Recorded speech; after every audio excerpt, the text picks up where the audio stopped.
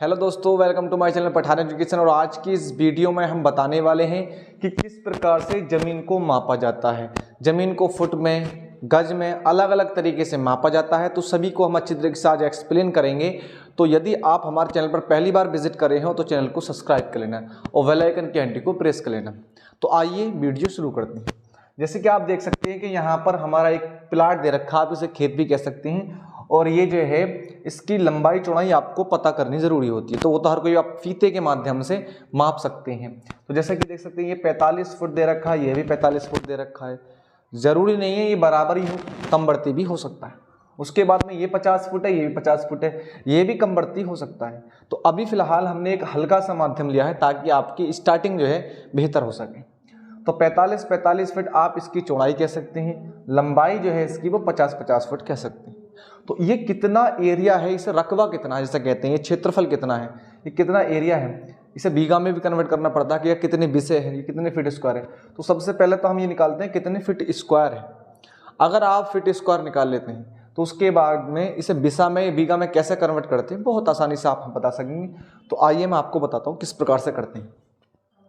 करना क्या होता है, सबसे पहला अगर आपको क्षेत्रफल निकालना होता है, क्षेत्रफल जिसे हम एरिया कहते हैं, रकबा कहते हैं, तो उसके लिए आपको क्या करना होता है, इसकी जो लंबाई है उसके लिए फॉर्मूला क्या होता है आपको बता दूं मैं।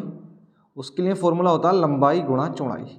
ये सभी लोग जानते हैं भाई, लंबाई गुणा चौड़ाई जो है इसका फॉर्मूला होता है क्षेत्रफल निकालने का। ये एक आयत का फॉर्मूला है। आयत किसे कहते हैं, जिसके आमने सामने वाली भुजाएं बराबर होती हैं।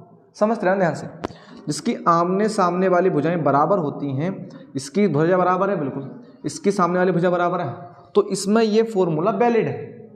लेकिन अगर इसकी भुजा कम बढ़ती होती है तो ये फॉर्मूला लगाने से बेहतर कुछ रकबे में, क्षेत्रफल में कमी आती है, जिससे एग्जैक्ट जो है वो क्षेत्रफल सही नहीं निकल पाता। तो आइए हम पहले आसान तरीका देखते हैं कि किस प्रकार से इसका क्षेत्रफल निकालते हैं। लंबाई कितनी दे रखी है, 50, तो आपको 50 ले लेनी है, सिर्फ एक।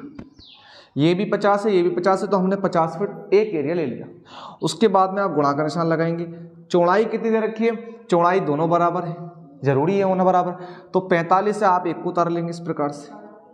बिल्कुल बेसिक से बता रहा हूँ आपको, ठीक, आपको आता तो बेहतर है। उसके बाद में यही क्षेत्रफल है अपना, ये क्षेत्रफल बराबर आ गया। कितना आया क्षेत्रफल, आप इसकी इससे मल्टीप्लाई करेंगे, मतलब गुणा करेंगे आप इसकी इससे गुणा करेंगे। अगर आपसे गुणा करनी आती तो बेहतर है ना, तो मोबाइल तो है इसके पास, हर किसी के पास एंड्रॉइड मोबाइल, आप उससे मल्टीप्लाई कर सकते हैं। तो जैसे ही आप इसकी इससे मल्टीप्लाई करेंगे, तो मैं तो ऐसे कर देता हूँ 0 और 5 पंजे 25, हासिल लगा 2, 5 चौक 20, 20 और 2 22। तो ये आ गया अपना फुट स्क्वायर या वर्ग फीट कह सकते हैं। आप इसे ना देखें, कितना है 2250 फीट स्क्वायर। स्क्वायर कैसा आया, जब फिट की फिट से गुणा होती है तो फिट स्क्वायर हो गया। मतलब इसे फिट भी बोलते हैं वैसे कुछ लोग आम भाषा में, लेकिन ये फिट स्क्वायर है, जिसे वर्ग फिट कहते हैं। तो ठीक, तो इतना 2250 फीट स्क्वायर का ये रकबा, ये क्षेत्रफल हो चुका है। अब रियली बात तो सारी ये है कि आखिर ये कितना बीघा है, कितना बिसा है, कितना है, कितने एकड़ है, ये पता होना चाहिए ना। क्योंकि गांव के या देहात में ज़्यादातर ये होता है कि फिट स्क्वायर मालूम नहीं होता, उन्हें सिर्फ इतना मालूम होना चाहिए कि ये कितना बीघा है, ये बीसा है। तो अपने लिए मैं कुछ बता रहा हूँ यहाँ पर, खासकर संभल, मुरादाबाद, अमरोहा, इसके लिए जो है ये बीघा का सीन ऐसा है, हर जगह अलग होता है।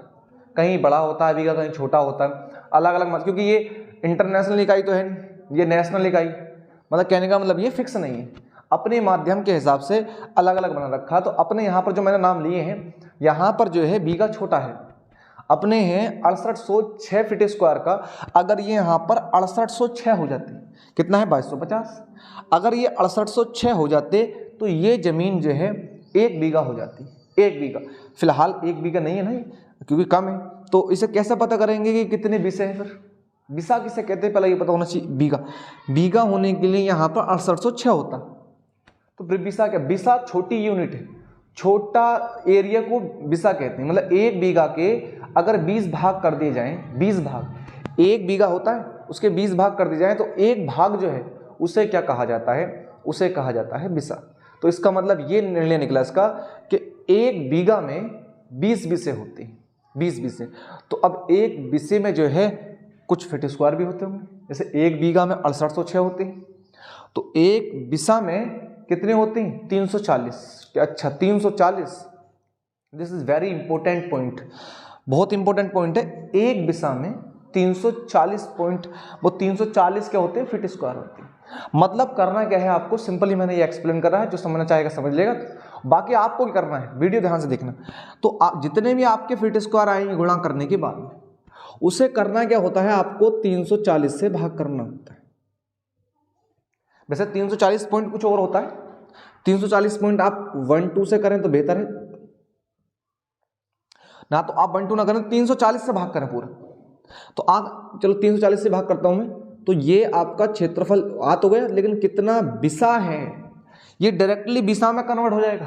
डायरेक्टली कुछ भी आए ऊपर, नीचे 340 से ही भाग करना है आपको।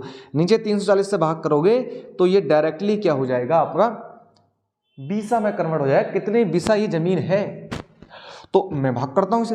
अब 1 मिनट रुकना बस।